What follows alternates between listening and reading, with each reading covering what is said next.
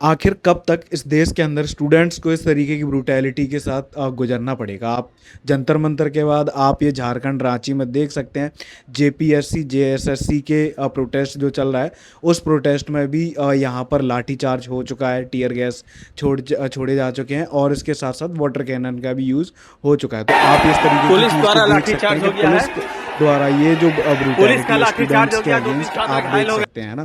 तो इस देश के अंदर कहीं भी स्टूडेंट्स का प्रोटेस्ट होता है तो वहाँ पर इस तरीके की ब्रूटैलिटी होती है। तो क्या स्टूडेंट्स की आवाज़ वो खुद उठाते हैं तो वो एक क्राइम बन गया है, या फिर ये एक नॉर्म बन चुका है कि अगर स्टूडेंट अपनी आवाज़ उठाएगा तो उनके अगेंस्ट इस तरीके की ब्रूटैलिटी को वहाँ पर स्प्रेड किया जाएगा, इस तरीके की ब्रूटैलिटी की जाएगी।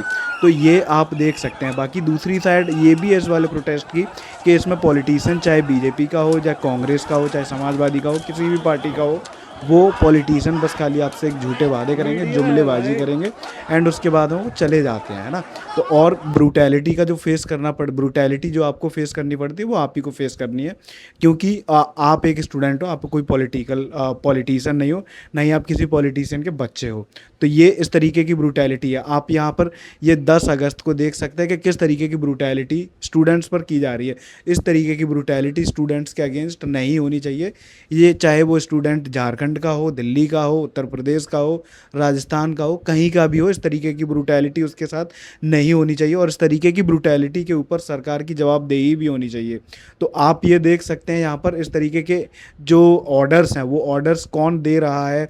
दिल्ली जंतर मंतर पर किसने ऑर्डर दिए थे, अब झारखंड में किसने ऑर्डर दिए हैं। तो इस तरीके पर इस तरीके के ऑर्डर्स की जांच भी होनी चाहिए और इस तरीके की अकाउंटेबिलिटी भी लेनी चाहिए। अगर तो आप ये देख सकते हैं कि इस देश के अंदर क्या हालत चल रही है आज के स्टूडेंट्स की।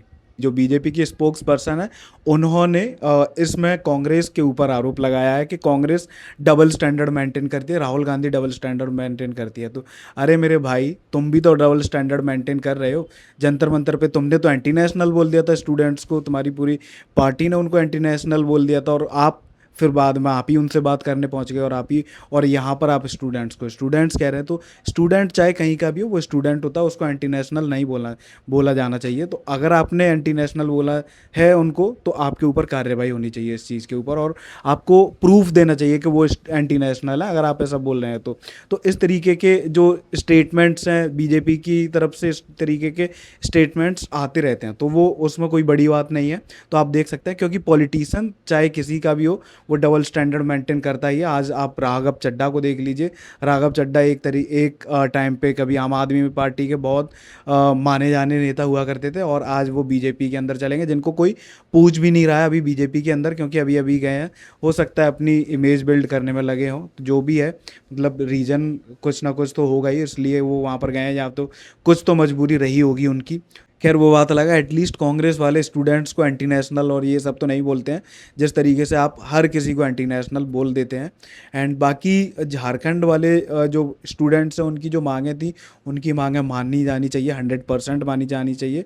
जबकि अभी सरकार, मतलब झारखंड की जो सरकार है, वो ऐसा बोल रही है कि उन्होंने 98% तक उनकी जो मांगें हैं वो उनको मान लिया है और बाकी कुछ परसेंट जो मांगे हैं वो नहीं मानी है। जैसा कि उसमें जो जेपीएससी का जो एग्ज़ाम था उसको कैंसिल करने की जो मांग थी उसको मान लिया गया और उसको कैंसिल करने के लिए वो राज़ी हो गए हैं। लेकिन इसके साथ में जो सीजीएल का एग्ज़ाम था, वहाँ का जेएसएससी सीजीएल का जो एग्ज़ाम था, उसको कैंसिल करने और उसके ऊपर सीबीआई जांच के लिए वो अभी सरकार राज़ी नहीं हो रही है। इस पर सरकार को राज़ी होना चाहिए और ट्रांसपेरेंसी वहाँ पर दिखानी चाहिए। और अगर राज़ी नहीं हो रही है तो कुछ ना कुछ गड़बड़ी है सरकार के अंदर वहाँ की, तो उस चीज़ पर भी सवाल उठने चाहिए। और अगर इस तरीके से सरकार नहीं राज़ी हो रही है तो क्या उसके लिए कोई ठोस सबूत है, या फिर क्या उसके लिए कोई ठोस वजह है कि इस वजह से वो नहीं करवाना चाहते हैं।